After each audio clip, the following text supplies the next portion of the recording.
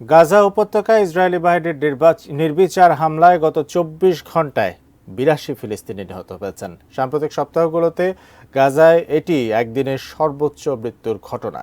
এক বিবৃতিতে গাজার স্বাস্থ্য মন্ত্রণালয় এই তথ্য জানিয়েছে। বিবৃতিতে মন্ত্রণালয় জানায়, ইসরায়েলের অবিরত বিমান ও স্থল হামলার কারণে অনেক জায়গায় অ্যাম্বুলেন্স পৌঁছাতে না পারায় ধ্বংসস্তূপের নিচে চাপা পড়ে আছে অনেক মৃতদেহ।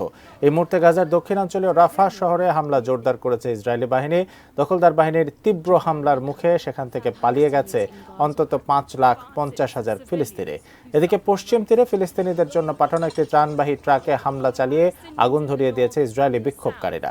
৭ মাসের বেশি সময় ধরে ইসরায়েলি হামলায় গাজার হাসপাতাল, স্কুল ও শরণার্থী শিবির সহ হাজার হাজার ভবন ক্ষতিগ্রস্ত বা ধ্বংস হয়ে গেছে।